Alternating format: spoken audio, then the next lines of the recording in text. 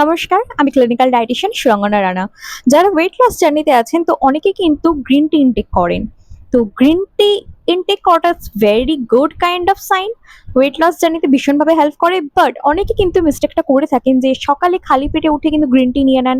যে কোনো মিলের পরে কিন্তু গ্রিন টি ইনটেক করে ফেলেন।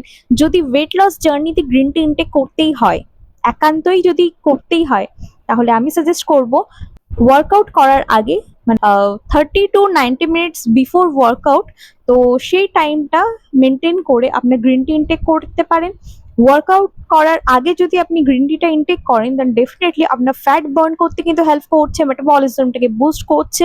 তো সেটা অনেকটা পরিমাণে আপনার হেল্প করছে ওয়েট লস জার্নিতে। গ্রিন টিতে ডায়োরেটিক প্রপার্টিস থাকার জন্যই কিন্তু আমাদের বডি থেকে টক্সিনসগুলোকে কিন্তু রিলিজ করতে হেল্প করে গ্রিন টি। তো সেক্ষেত্রে গ্রিন টি কিন্তু ভীষণভাবে একটা স্ট্রং ইনগ্রেডিয়েন্ট রোল প্লে করছে আমাদের ওয়েট লস জার্নিতে। তো অবশ্যই সেটা মেনটেন করে আপনি ইনটেক করুন, সেটা অনেক বেশি এফেক্টিভ রেজাল্ট পাবেন তার থেকে।